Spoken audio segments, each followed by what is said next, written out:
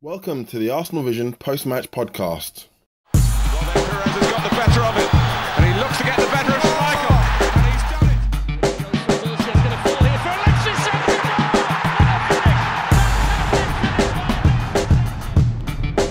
Henry, chance, goal! This is me and Liam from arsenalvision.co.uk. So I'm recording this after the defeat to Tottenham at White Hart Lane today. Our first defeat in 5, I think it is. I don't like the feeling of being beaten. I've almost forgotten how it feels like after a good run of wins. And losing to that lot just makes it even worse, doesn't it? Yeah, in today's show, we've got James, Fanatic49, Paul, Pozzing in my pants, and Elliot, Yankee Gunner, talking about the game, about what went wrong and not much that did go right. Yeah. So, what went wrong from my point of view? It seems to be, a few people have already said so far, that we are having trouble with teams that press up the pitch. We can't get out of the press and we get stuck in our own half, and then it's a matter of time before we concede. We got the first goal. We didn't get many breaks, but we did break at that point, and Danny Welbeck did really well to get in the box and cut it back. And Mesut Ozil scored. It looked a bit offside, but we'll take it. Not that it matters too much now. Excuse the background noises. But then after that, we just got pegged back, and we rarely got out of our own half. Too many players underperformed. Couldn't keep the ball. When you can't keep the ball against a team who are on form at home, chances are you're going to concede. And we did. 2 goals from in-form striker Harry Kane. Yeah, don't know what to say about it really. We've got to find a way of being able to get out of that situation. Borussia Dortmund did it to us earlier this season, where we had a terrible game, and the same thing. We got hemmed in our own half and couldn't get out. Same sort of thing happened at Anfield. They had a lot of the ball and a lot of chances because we couldn't get out of our own half, and Tottenham did the same today. Something we need to find a way of fixing. I have no idea how to solve that problem. I'm no coach, I'm no manager, I definitely do not know the answer to that, but it's quite evident that we're having problems with that, or have had problems with that. So, yeah, anyway, my weekend is destroyed now. Been a bit numb after the final whistle now. Feel a bit glum, feel sorry for myself, as I'm sure many of you do, but enough of my moaning and groaning and crying. I'm going to hand you over to 3 excellent guys who talk about the game a lot more thoroughly than I do. So until the next time, Tuesday, where hopefully we can beat Leicester and get back on track. Because, as down as we all feel now, let's not forget we're on a good winning run, playing good football as well. Let's not just throw the baby out with the bathwater and cry too much, because, we are playing well, and let's just get back on track and, solve the problems that we have and win games. Winning games is good. Losing games is not. Yeah, so there's that for you. All right, anyway, next time. Goodbye.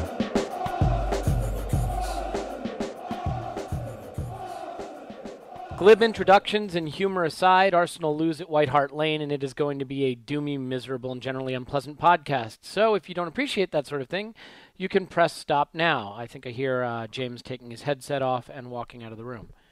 But we're going to try to do a podcast nonetheless, because that's what everybody needs, is a generally discouraging discussion of our performance today. Arsenal lose 2-1 at the Lane. It means that we will not be beating Spurs this season, unfortunately.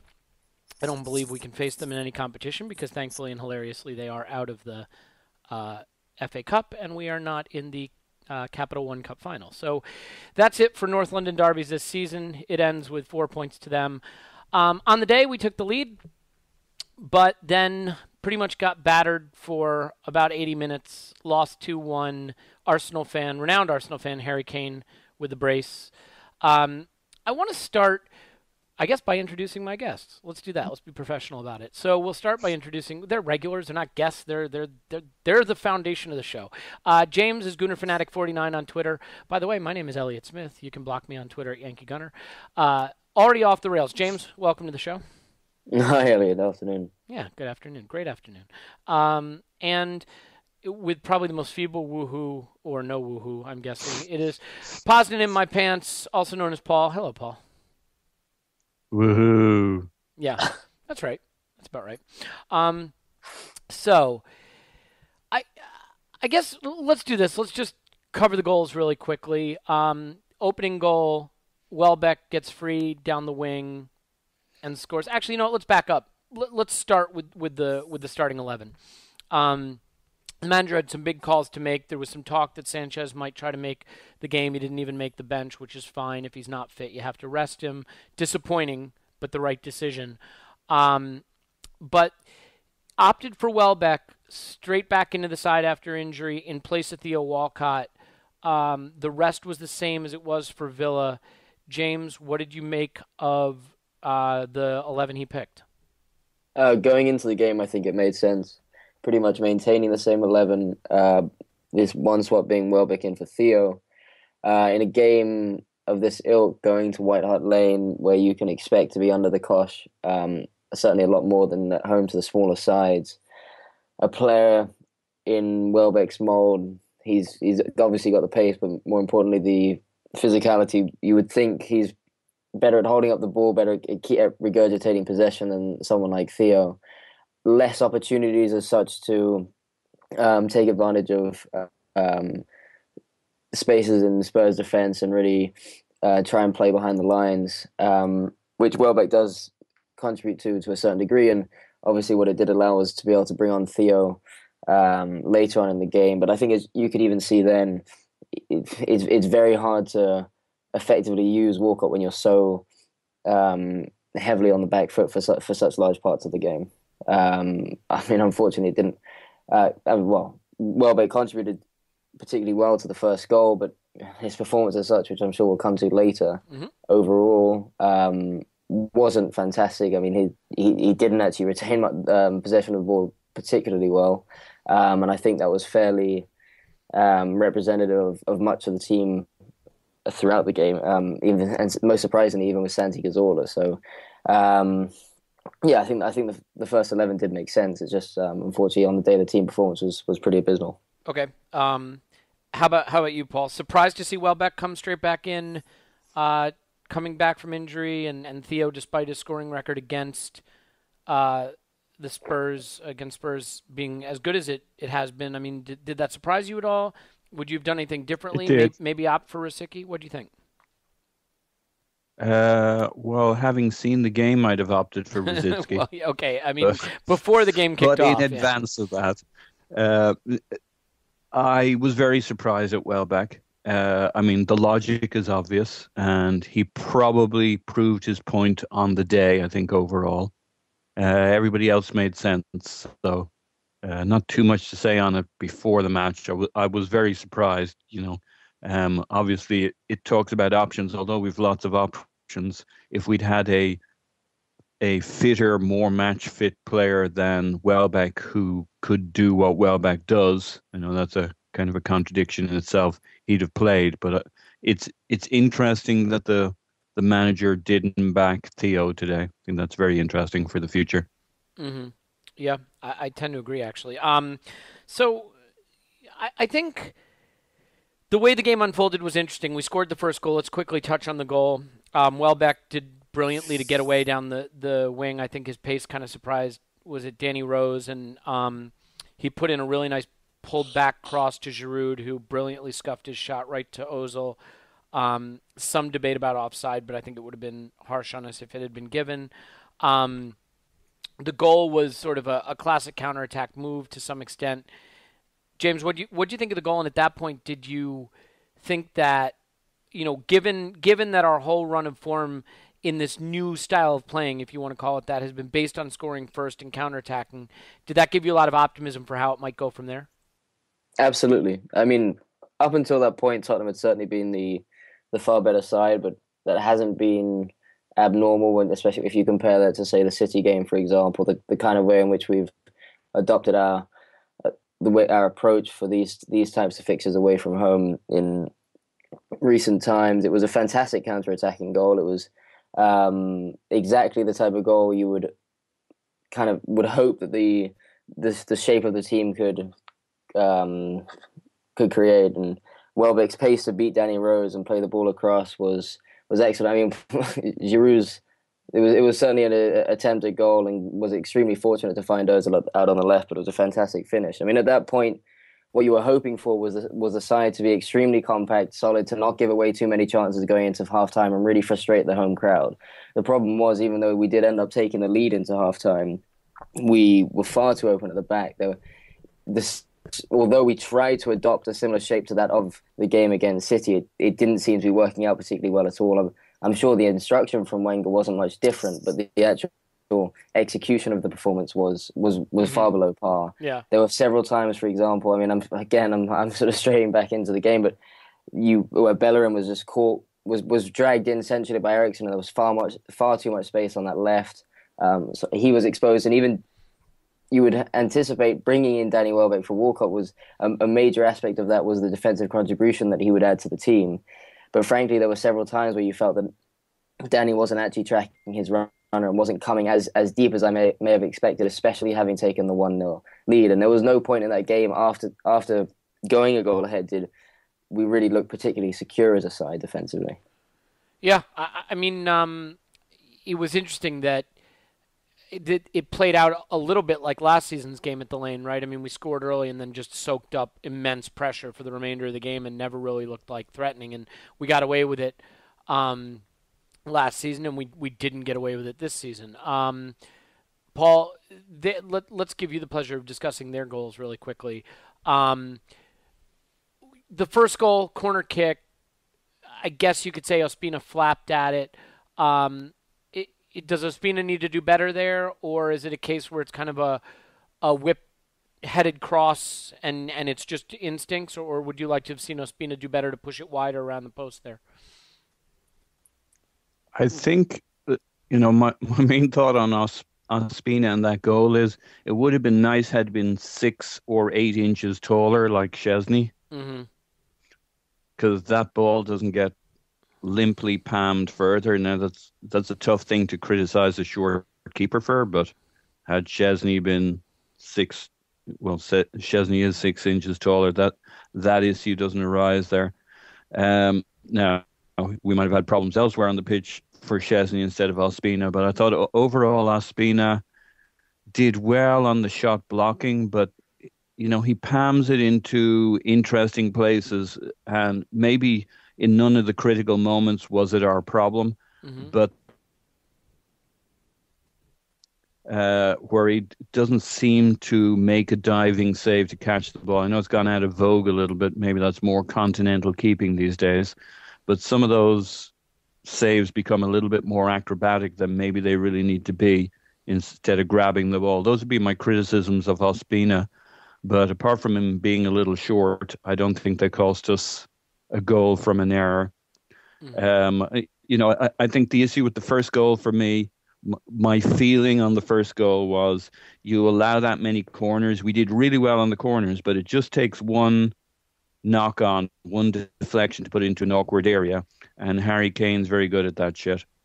So that was the first goal. The second goal, I'm thinking you got to say 2-1 wasn't an unfair score on the day. So, you can break down the goals as much as you like. Overall, they probably deserve to get 2 goals from somewhere with all of the play, the possessions, etc. When you look at that second goal, my first reaction is, well, when you put in a cross that good and you have a guy rise to the header that good, sometimes, incidents win games, and that was a one-off play where they deserved it, and on the run of play they deserved it with all of the set pieces and the pressure. But when you look at it, you ask, how did he have? When you go back and look at what a great cross it was, how did he have that much time and no pressure? Again, on the right-hand side of defence. So now at that stage, Welbeck was gone, so that would have been Walcott on Bellerin's side. And I agree, obviously, it was clear there was a hole on that side of the pitch all day long. And I just wonder, was the issue that with all the pressing, Bellerin was getting pulled into the fray, the melee in the middle of the park, instead of hanging out right, because the hole on the right was just, on the right side of our defence was huge all game. But in that case, Was it Walcott who should have been closing him down? Somebody needed to. There was nobody within a mile of, was it Ben Telab who put in the cross? But anyway, it was a beautiful cross, but they tend to look beautiful when nobody presses you. Yeah.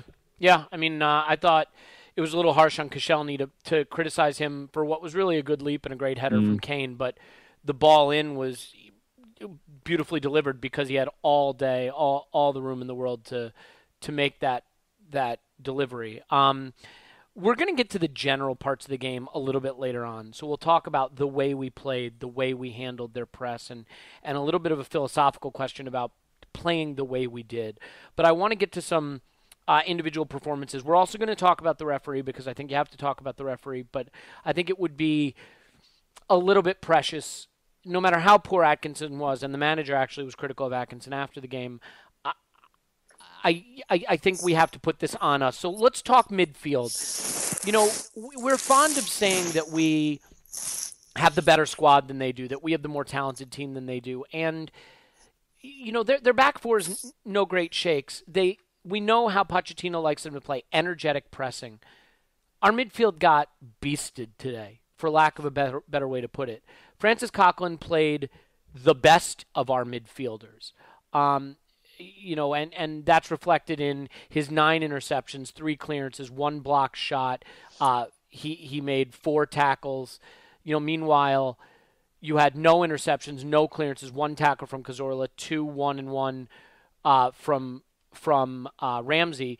But the thing that I think was really interesting when you look at Ramsey and Cazorla 75% pass accuracy. Aaron Ramsey 70% pass accuracy, which is abysmal. Ramsey 6 unsuccessful touches and a dispossessed. Santi Cazorla 1 unsuccessful touch, but 3 times dispossessed.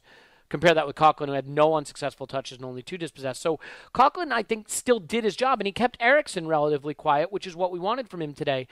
But Ramsey and Cazorla could not break the press, and we've seen this before this season. In Dortmund, energetic pressing in our half, we couldn't handle it. We were absolutely destroyed. When Liverpool energetically pressed us at Anfield, we crumbled. We could not get out of our half, and we were lucky to get away with a point there. James, what did you think about Cazorla and Ramsey's play today? Why do they struggle, if they're such technical players, to deal with pressure, to find a man, to move and get around the press? And I think, Cazorla's been playing really well, but I want you to be as I guess, critical in your observation of Ramsey's performance as possible. I know he's a player you really highly rate, and we don't always see eye to eye on him. I'm curious whether you think he's a player who definitely warrants a starting spot right now and should have played all 90 minutes on the basis of how he was performing on the day. Well, firstly, with regards to my perception of Ramsey, I'm perhaps not as much an aficionado of Aaron as you may think, purely because I often find myself trying to, back him when he's given when he's unduly criticized. Fair enough. That's a fair point. At least in my opinion. Fair point. Whereas today, I don't think I can pay, or I can defend Ramsey particularly all that much, because he was certainly one of, if not the weakest performer on wearing a red shirt today. He gave the ball away a lot, not only in deep positions where it led to Spurs being able to sustain significant pressure in the final third, but also, one of the aspects of the game that that I've often complimented about Aaron is that ability to turn it from defense to attack, and also bring that decisiveness and that energy in the final third too. And he was particularly poor and particularly inefficient in both sides of the field, which was extremely disappointing to watch. And the thing is, it's easy to pick out individual performances, as is often the case with games like this. It's difficult to even pick out one good performer, because often if things go wrong, it's down to structural and issues with the unit as a whole and the team performance as such, because the performance of the midfield is so heavily reliant on how the midfield plays together as a trio, that sort of triangle between Coquelin, Asante, and Ramsey. And that was partly broken down because of how energetically and well Spurs played, but also a lot of that was to do with the performances of Ramsey and Cazorla together, which often left Coquelin fairly stranded in that central deep lying role. I thought, well, I mean, the thing with Ramsey, which has been probably one of the biggest issues looking at it now, is often you can talk about perhaps individual performances being slightly off because the team, as I've just mentioned, that the team hasn't been playing well together, hasn't been gelling. Perhaps the earlier parts of the season, you can talk about maybe partly why Cazorla wasn't performing in quite the same fashion that he has been recently. But even in that 5-0 victory, even in say the City performance, that we haven't really seen a strong or an outstanding performance from Aaron as such. He's put in a good shift, and he's that is the one thing with Ramsey, is because of that athleticism and stamina that he possesses. I think Wenger likes to play him for that full 90 minutes because he's quite a unique midfielder in that sense. He gives us he theoretically gives us a lot more defensively than any of the other equivalent midfielders that we have in the squad, and also theoretically again has that ability to create danger in the final third. But moving away from Ramsey, who did have a particularly disappointing performance, but I do think again is hard to drop because of that aforementioned reason, with the kind of style of play and the way he contributes to the midfield, and also just perhaps, in my eyes, the potential and the knowledge of the kind of form that he can have, especially, as an aside, given the type of fixtures we do have coming up, perhaps it's, perhaps we can create another run in which perhaps Aaron can build some form. But aside from that, I think it was interesting to see just how poor Santi's performance was today, given the incredible form that he's been in. And I think when we've talked about, given how much competition there is, if there's any players that perhaps are somewhat guaranteed a place in this side, you would look to maybe Koscielny, Sanchez when fit, and given Cazorla's form, him too. But today's performance was as bad as we've seen for a long while. Perhaps, again, some of that to do with just how, down to the lack of cohesion within that midfield trio. But I don't know, it was shocking that we didn't see much of any of Santi's ability to kind of wriggle away from possession from tight spaces in our own third. That ability to alleviate that pressure that we've often relied on him in these last few games, especially at City. He was so pivotal for the way in which we could just sort of battle against that tide. If just sort of thinking about it now, it was extremely frustrating to watch, and I don't know what that's down to. Whether it's down to the way Tottenham performed, perhaps the lack of unity that we seem to have, or the way that we struggled with the press as a whole, or just whether he had an off day as such. Yeah, I think we'll get on to the manager and the style of play in a moment, but I do think that exactly how Pochettino plays. We struggled with it last season against Southampton. We struggled with it against Dortmund away. We struggled with it against Liverpool away this season. Maybe there should have been a bit more of a warning and a bit of a different approach to how to handle that, but we can come on to that in a little bit. I think, Paul, since James did a pretty comprehensive job of covering the Ramsey Santi thing, I want to give you a chance to look at a couple different players. But first, just to the point about Ramsey, I mean, you tell me that he's either in there for his defensive contribution and his work at the back, or because he can come in and pop up with a goal. But he had no shots. Not no shots on target, no shots in the game. Virtually no defensive contribution. And completed the lowest percentage of passes in the team outside of Olivier Giroud and David Ospina. 70% pass completion in the midfield for a player who had the most touches in the game. That explains why you struggle. The player who the ball is going through the most, who does the worst job with it, unsuccessful touches, uncompleted passes, or incompleted passes, that's a real problem. And I think 5 months of last season aside, I do wonder I think Aaron Ramsey is a fabulous player with a fabulous future, but right now I just don't see how you can claim that he is ahead of other players who are available for that place. Thomas Rosicky may be 34, but he's a better player than Ramsey on current form. We can debate that another time, and we'll have to see if the manager has a decision to make there. We've talked about competition and the importance of competition in the side and how it brings out the best in players. But if Aaron Ramsey is undroppable, then there really is no competition for that place, and that doesn't seem right given the amount of quality that we have in the squad.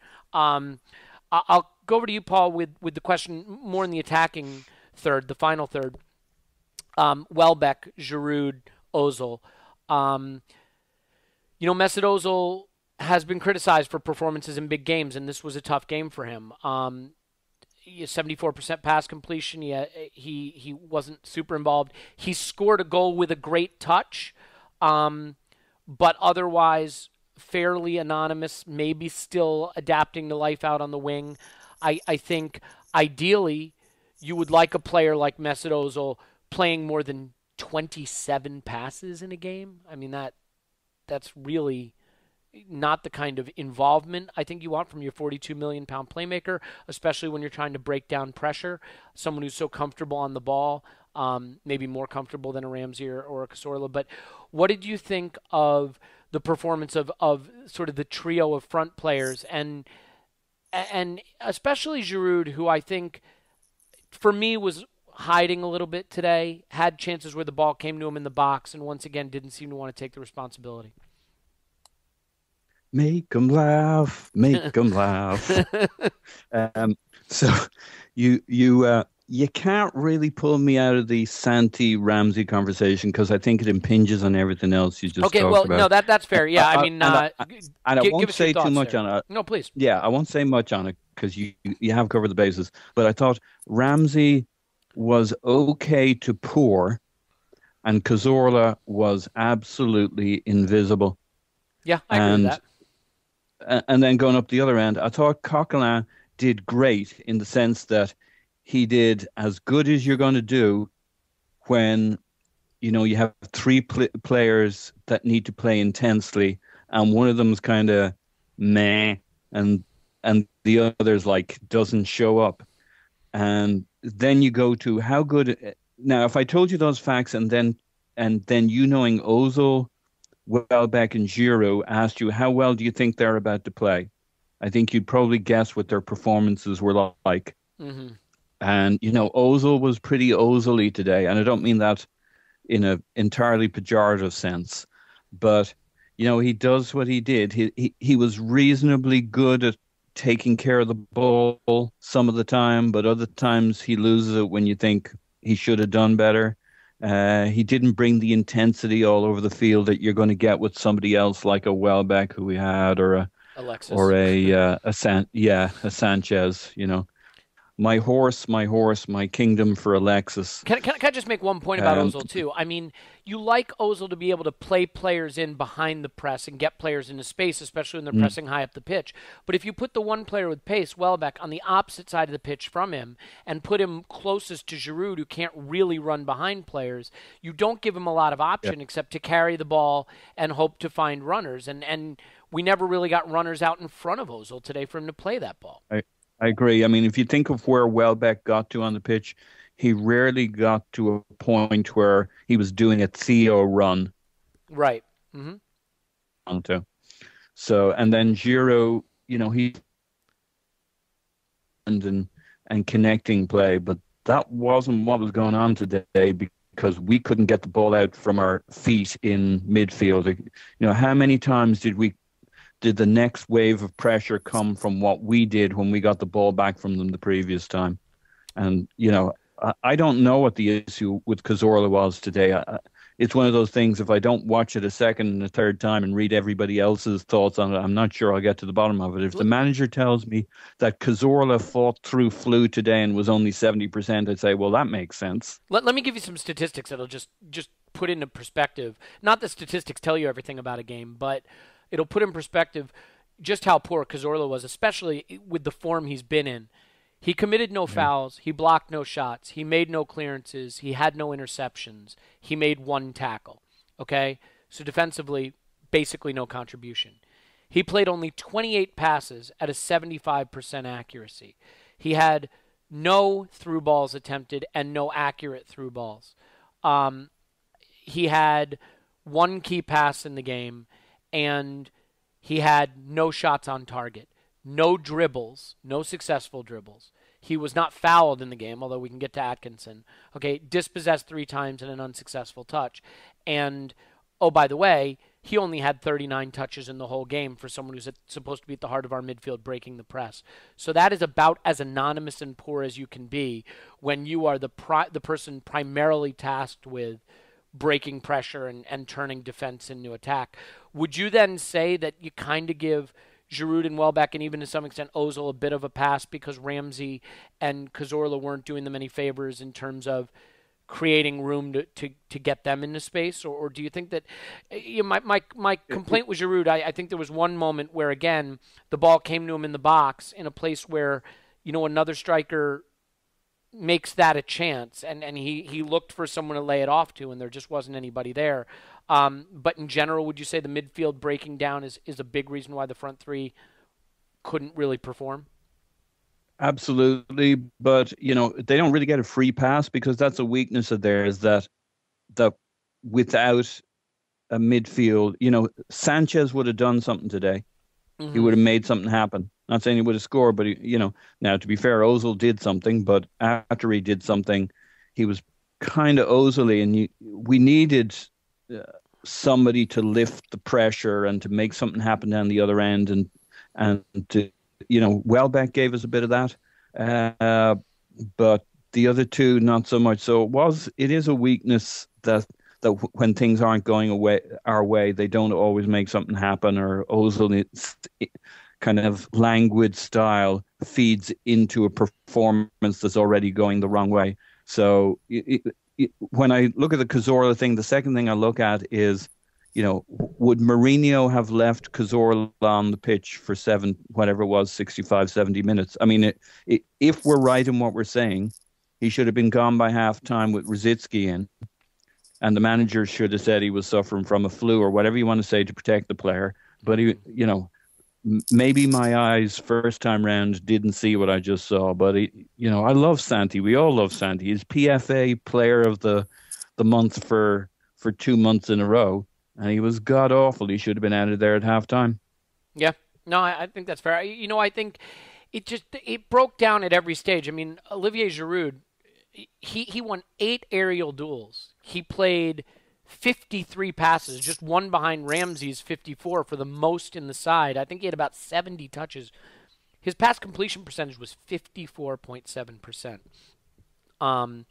He was dispossessed 4 times. He had 2 unsuccessful touches. And the reason I bring up these statistics is I think, again, it plays into the point that we did try to play the ball up to him.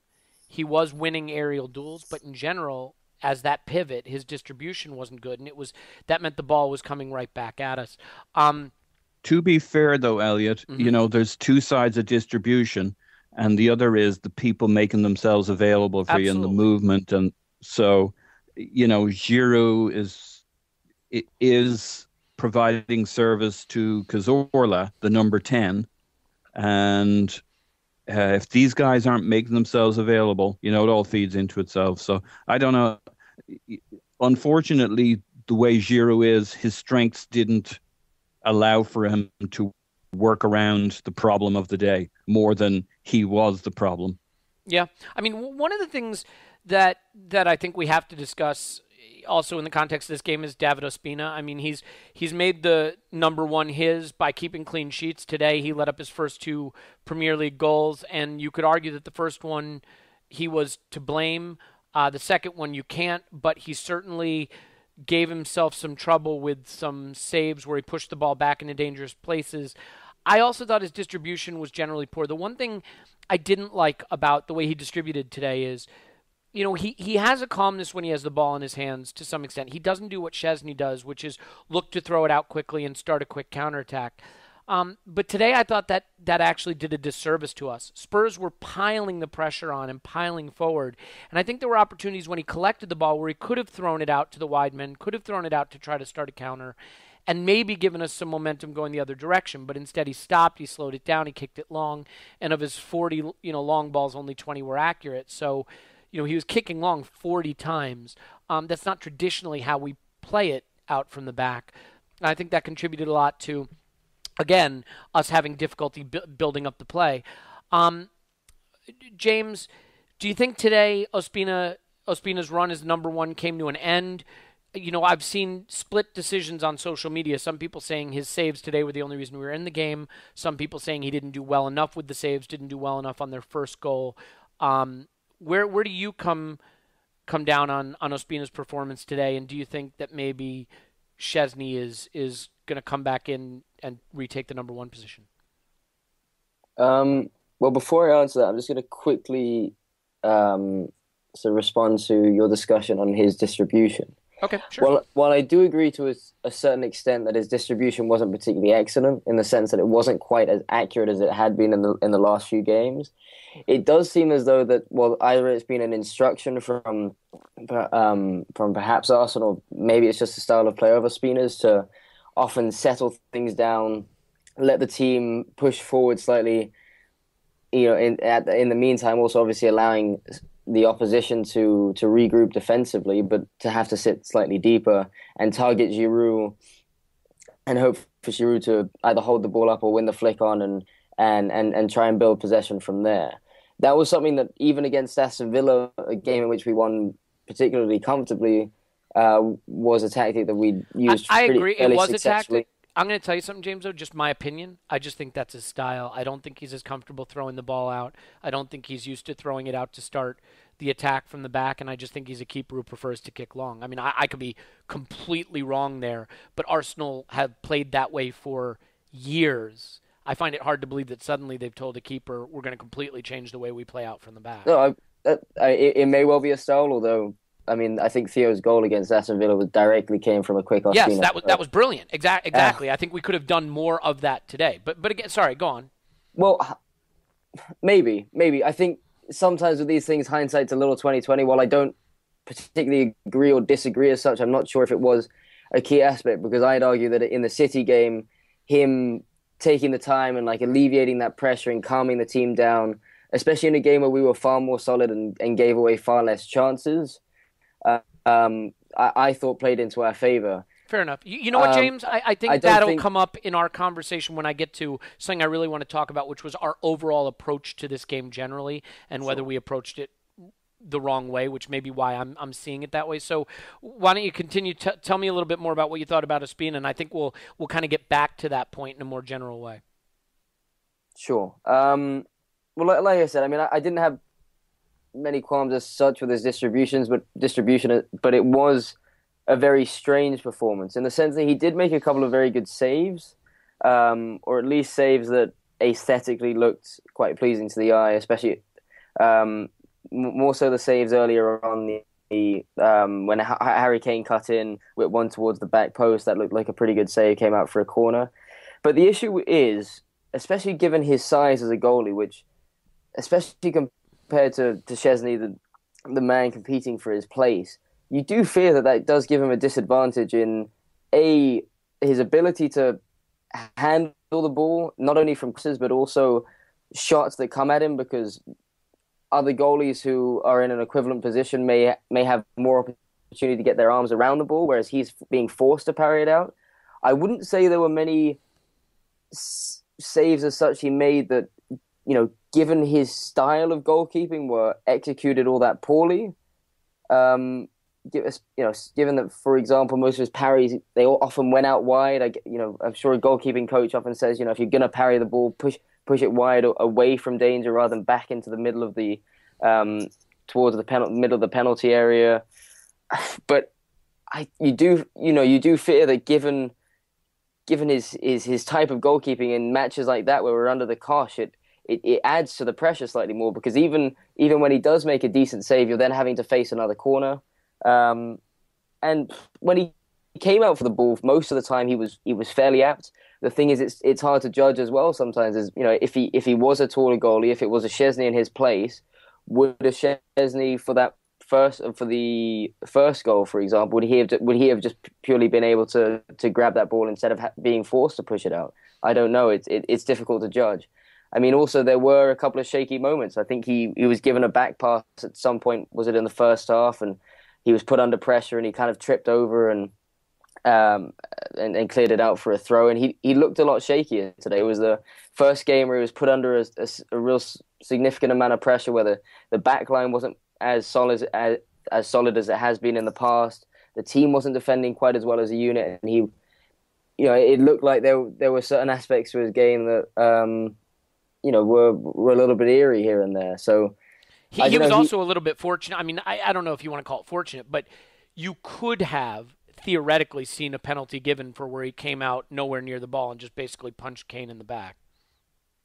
Yeah, maybe. And even if it wasn't, it was a poor decision. It was a poor decision. It was a poor decision to come and punch the ball. So yeah, I think in a nervy game like that, where the pressure is high and the amount of chances given the considerable number of chances that we were conceding, you didn't feel particularly comfortable with him in goal as such. I mean, it was, like I said, it wasn't a dreadful performance, but it wasn't the performance of someone who you felt could win you the game or win you that game. Whereas, although you look to a Szczesny who sometimes you feel, okay, maybe he can lose you a game because of his type of attitude, sometimes say coming out, et cetera, et cetera. But I don't know. I felt like especially in today's game, you needed someone with that little bit more arrogance and that ability to really take a hold of the game when we were under such heavy pressure. Yeah. Paul, what about you? I mean, it's tough, right? Because he made some saves, some kind of showy saves, but he also made some saves where he pushed the ball right back into trouble, and we were lucky to get away with it. He came for the ball sometimes and didn't look very good doing it. Some of his kicking was shaky. Maybe at fault for the first goal. Second goal, nothing he could have done. I mean, what was your take on Ospina today? And do you think, if you genuinely believe, like I do, that Szczesny is still planned to be the number one at Arsenal, and maybe not everyone agrees with that, then the manager would be looking for an opportunity to justifiably reinsert him. What were your overall thoughts of Ospina, and do you think this gives the manager that opening to go back to his number one? So I thought Ospina was very... he was the keeper I think I've seen in other games, but under a lot less pressure. Mm-hmm. I don't think he had a worse game today in those other games. I think he was just put in a lot of situations today, and we saw more of his game. I think if he keeps playing as the number one, he'll grow if this were Szczesny, I'd be saying, well, he'll grow in confidence. I think he'll grow in confidence. I think he can get better. But I think the basic elements of his game we saw today, and I think he did well in a lot of his saves. I think we all saw the same thing with him today. He did very well on a lot of saves, but there were saves he should make, and there saves Szczesny would have made. So is this the game that the manager uses an excuse to get Szczesny back in if that's what he wants? I think that might be a little harsh on him. I certainly see the logic, and I certainly think that's how it will go at some stage, unless there really is a deep issue between Szczesny and Wenger has decided he's mentally the wrong stuff. But assuming that's not the case, because we don't have any reason apart from conjecture to think that, then is this the game? I don't know. It might take another performance, or Wenger might want to make sure Szczesny thinks a little harder, but it might be a little rough on Ospina to say you're going to get your chance and then drop him because of today without Wenger basically saying he cost us the game. I don't know if it was. I don't know if you can really say that today. Okay, yeah, I don't know that I would say he cost us the game. I'm curious how it would have gone if Szczesny had been in goal, because there were some saves that Ospina made that maybe Szczesny doesn't, but I think Szczesny probably does well with, or does better with, their opening goal, that corner for their opening goal. Let's talk Martin Atkinson for a minute. I'm always reluctant to bring up the referee after a loss, to the extent that, he didn't award them penalties they didn't deserve. He didn't deny us Stonewall penalties. Our goal was allowed to stand. I mean, if he had really, really been awful, maybe in the linesman, they could have ruled it offside. I mean, the things Atkinson got wrong today were the foul calls, and he was really bad on that front, and especially the cards. Paul, to what extent I mean, obviously Atkinson was terrible. I think we can start from a point of agreeing there. To what extent do you think Atkinson's poor performance impacted the game? And I'll give you my 2-second take on it. I think Mason could have been off in the first half. I mean, he could have arguably had a penalty go against him for handball. He had 2 tackles that should have been yellow cards, one that could have been red. And when you're pressing and you're pressing aggressively and you want to be nipping in at the heels of midfielders and you want to be aggressive, being on a yellow card forces you to be a little more circumspect in how you press. I mean, do you think that was the biggest problem with how Atkinson refereed the game, is that he allowed Spurs to get away with early kicks and early tackles that really played into the pressure that they wanted to put on our midfield? Yeah, I think that's exactly right. And conversely, we had, how many yellow cards did we have? We had maybe 5, so you got 3, 4, 5 players as the game's going on, having to go in at 70% or 80% of the intensity on those moments.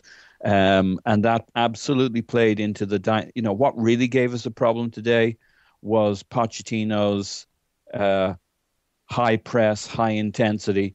And Atkinson was as important a part of that as anything else on that pitch, enabling Spurs to go in for the tackles, knowing that they were going to get the calls and that we were going to get the cards, and bolstering their whole approach and never slowing it down. If you think Mason was fouling all over the pitch and easily had the right to get 2 yellow cards, he did get a yellow card, but it took him kicking the ball away to get a yellow card.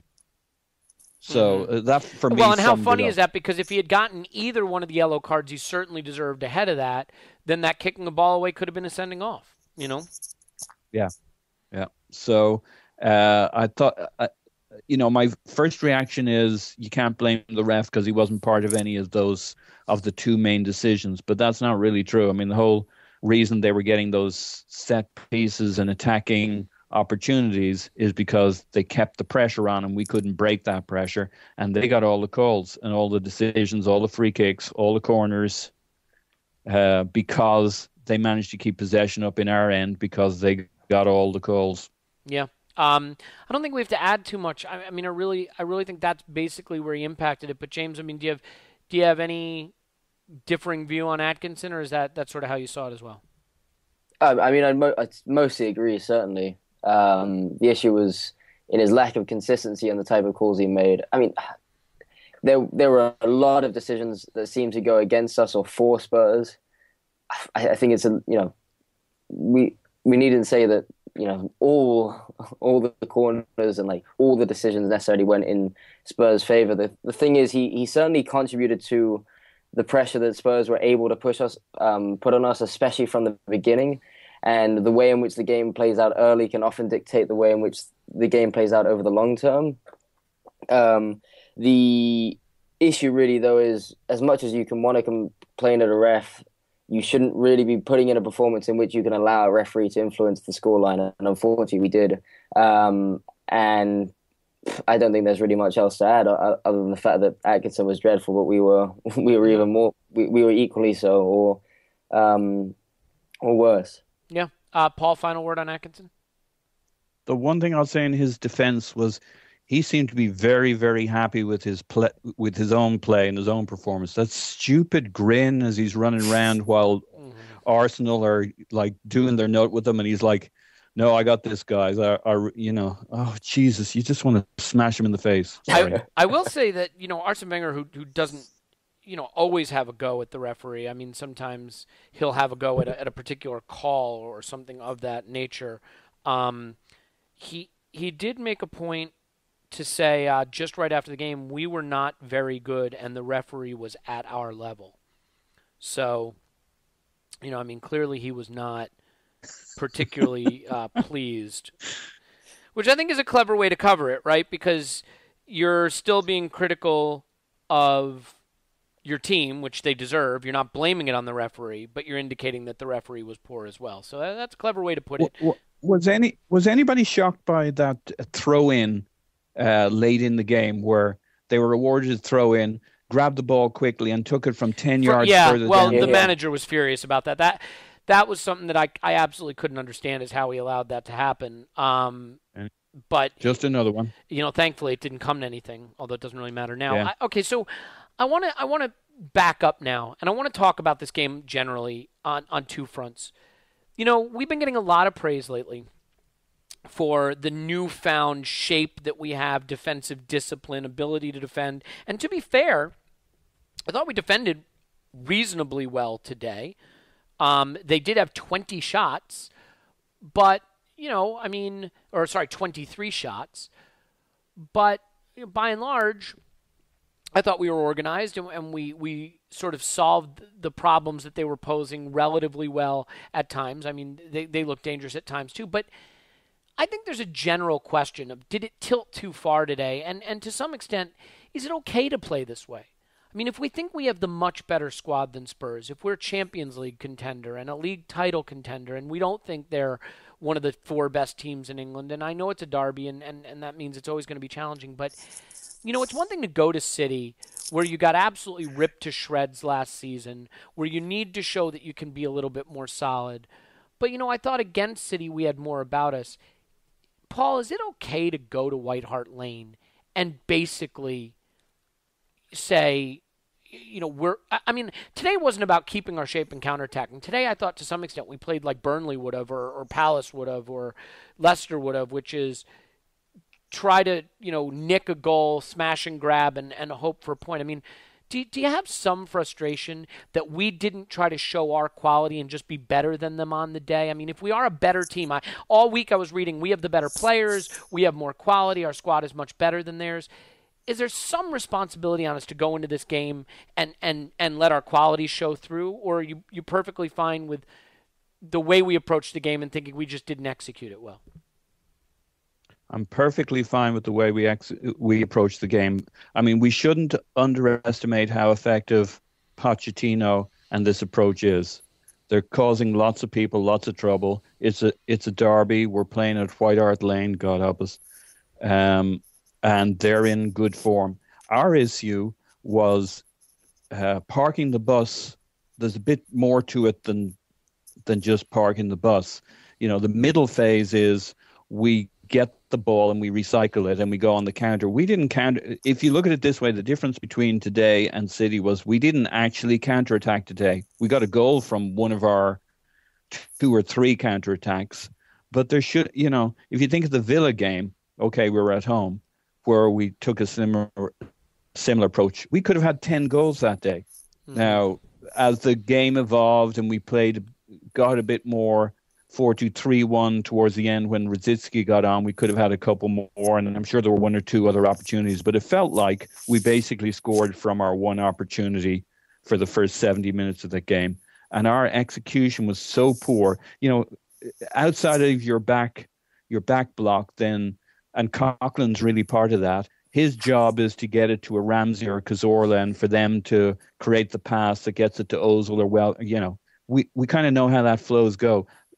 That's where this game broke down today. Now, probably the credit goes to Pochettino and Spurs because they're supposed to be very good at this. And just like Dortmund, as you mentioned, they are very good at it. And today their plan beat our plan and their energy beat our energy and their approach overwhelmed our approach. Mm-hmm. There's a knack to the park bus that we shouldn't just think we have suddenly become world class at it just because we've done it the last few games. There's a lesson to be learned in here. It's not enough to be tidy and neat. You need to be able to handle the pressure, as you so eloquently said at the start and in the middle of this. I think that's really the story of this. If we were playing Dortmund every week and Spurs every week, we'd get a lot better at breaking when we got the ball from these high pressure, high pressing situations. But this is something we only run into once or twice a season. Yeah, it's tough for me because I know game situations make it difficult to evaluate like this, but towards the end of the game when we finally did start trying to, now chase the game and we were down 2-1, we gave them more trouble and created more opportunities for ourselves in the final 10 minutes than we did all game. And I think we did, but the other side of that, Elliot, is it was inevitable, as we've seen against Dortmund, that in the last 20 minutes they're going to run out of some steam and you're going to get some that's chances. fair. Nope, that's fair. I mean, James, I'll get to you, and then I do want to talk tactically about what the issues are with pressure and how we deal with it. But do, are you frustrated that we didn't come to play a little bit more? I mean, I'm of the belief that we have the better quality in the side. I mean, maybe they have the better striker. I mean, you could certainly make that argument. But we didn't let that quality show, and I think we capitulated. I mean, do you think to some extent, almost similar to last season's game, scoring early caused us to maybe overdo it and tip the balance too much to sitting in our own half and thinking about playing on the counter, and that maybe if we hadn't scored so early, we would have been more involved in the match? I mean, how much do you think of it? How much of it do you think was what they did right? How much of it do you think was that we just showed them way too much respect? I certainly think there was a lot of it to do with how well they approached the game, certainly.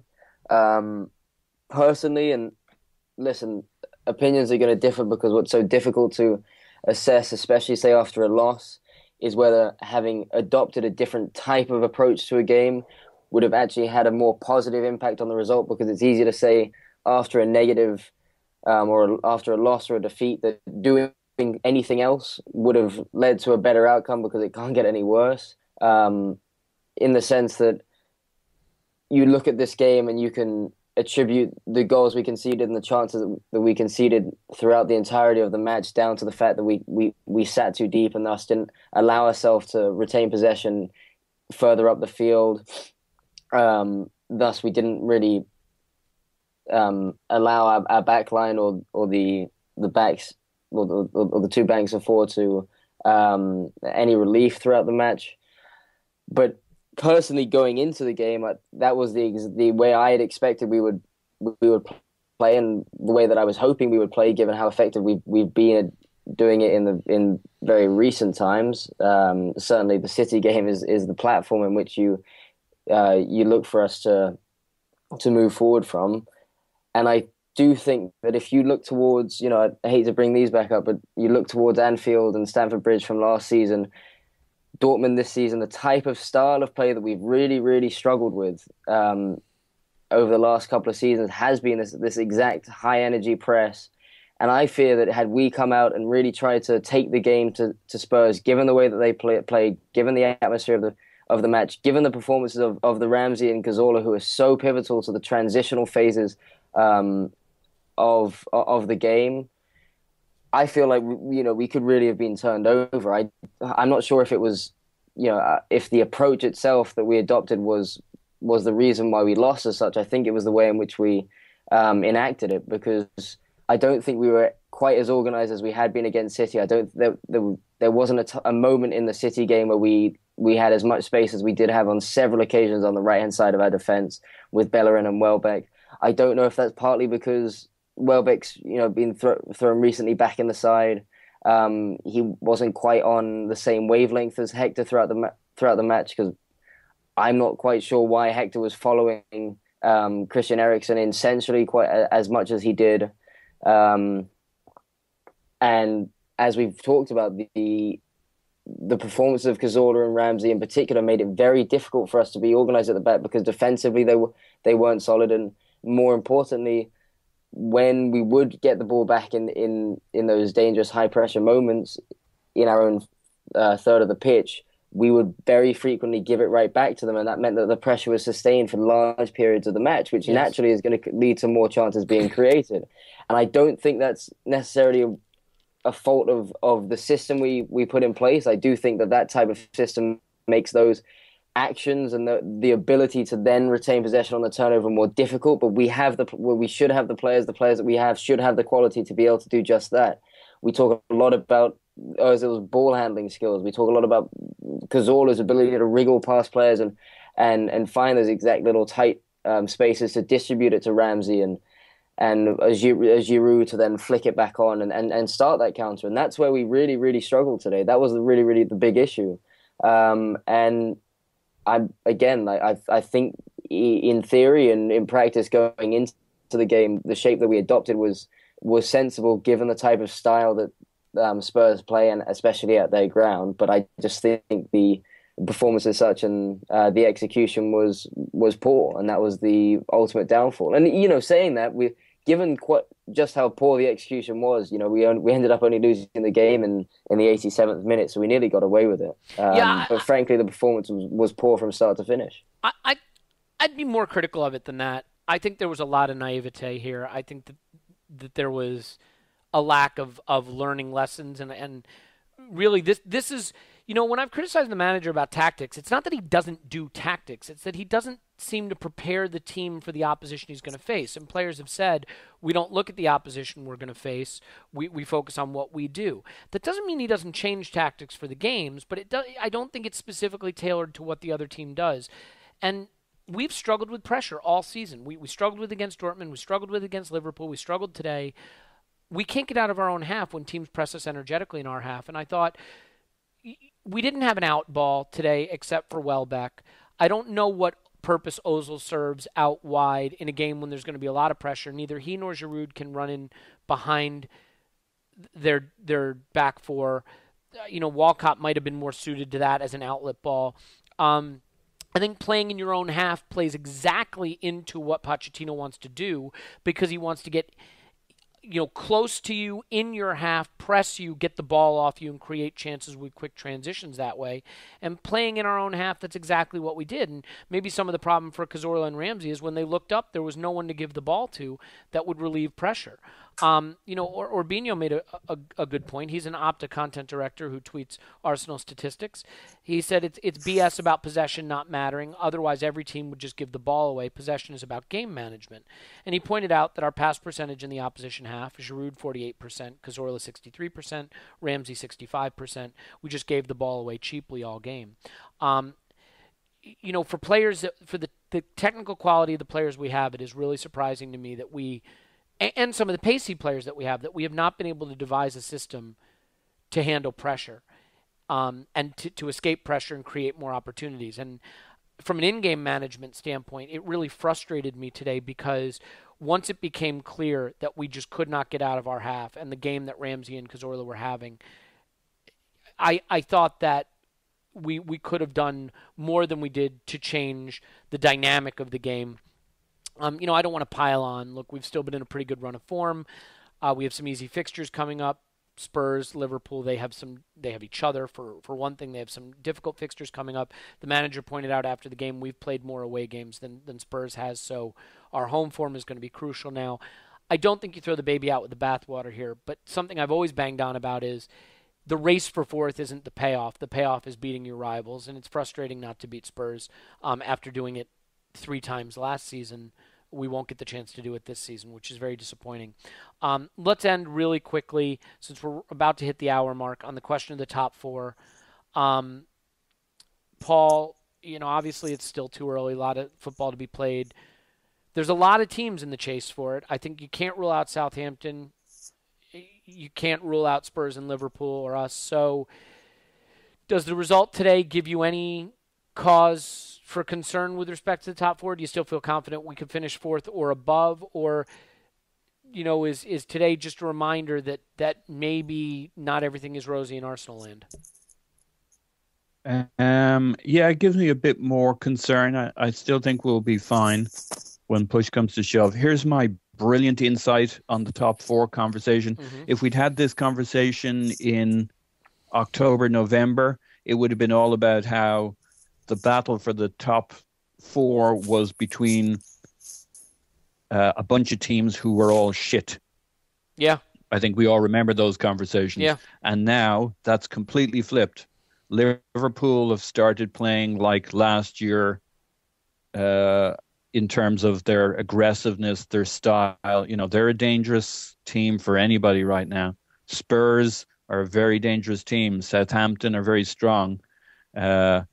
United are shit, but incredibly lucky, as only United can be. So it's going to be a tough battle. I still think we'll be okay. I still think we have a good shot at 3rd. And the issue for us will be games like, look, here's the good news. As of this moment, and it'll change in the next 30 minutes, Chelsea is 1-1 with Aston Villa away from home, and Manchester City is a goal down. So that's the Premier League at the moment. If I felt that those were the teams we were chasing, that would be great. And to your point, look, teams can drop points anywhere, and going to White Hart Lane isn't easy. I mean, Chelsea conceded 5 at White Hart Lane. Yeah. I just you don't want to jump on the team and the manager just because they don't win away at a tough place in a derby match. I mean, there's still a lot of positives. We didn't have Alexis today, who is absolutely the best player in the Premier League right now, in my opinion. I worry that we saw some of the things today that we saw in the beginning of the season with this 4-1-4-1, where Ozil didn't really know how to get involved. Cazorla and Ramsey, if you press them, struggled to get out of their own half. And with one eye towards the Champions League, we're going to have some very good teams we potentially could be playing in that competition, and we're going to have to learn how to deal with pressure like this, especially away. So, maybe there's some lessons to be learned. It is disappointing. I think more than anything, you know what, guys, the reason I'm really disappointed is I do believe we are the better team. We didn't show it today, but I believe that, and I believe we have the better quality. And there's a part of me that would love to go back and play that game again and see how it goes if we reverted to a little more of the original Arsenal style and just had to go at them. Because maybe they still get 2 goals, but I think maybe we get 3, 4, 5, whatever it is. Because when we did get at them, they looked very shaky at the back, and we just didn't do it enough. As for you, Paul, I'm guessing James, you're with Paul.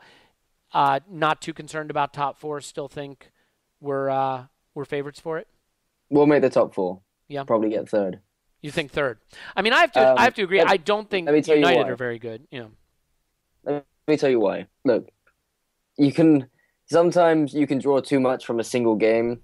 You can, going into this game, have looked at City, looked at the past performances, and of course Tottenham are on a good run, and say, well, look, we're going to come out with a strong performance. This is indicative of the form going forward from here on in.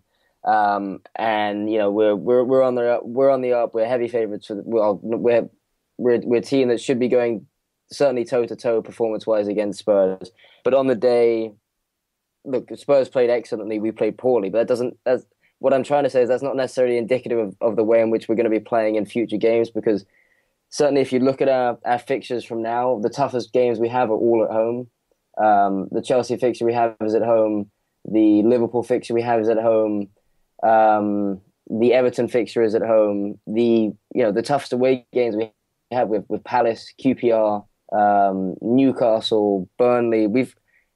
If you look at that, we still go to Old Trafford, don't we? We do go to Old Trafford right at the end of the season. That is true. But a lot of our tougher games are at home. Even say Swansea, where we've struggled away from home, that's at the Emirates. The fixture list does look promising, and certainly given the way we've played against those type of sides, and how those type of games kind of suit the way in which we play. We've even in the last few seasons where we haven't been great, we've still been known to be a team that often dominates the lower end of the teams in the lower end of the table. I think we'll still finish extremely strongly.